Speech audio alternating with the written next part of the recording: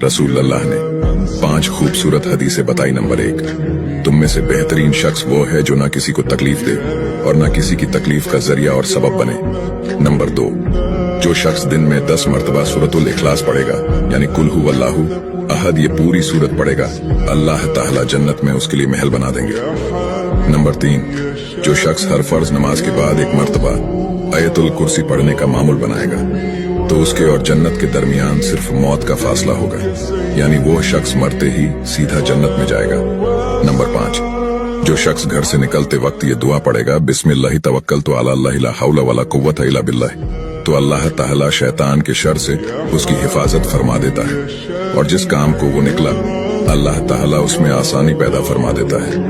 Number 5, रसूल अल्लाह ने फरमाया, वो शख्स हरा भरा रहे, हंसता खेलता रहे, जो शख्स मेरी हदीस सुने उसको महफूज रखे और उसको दूसरों तक पहुंचाए।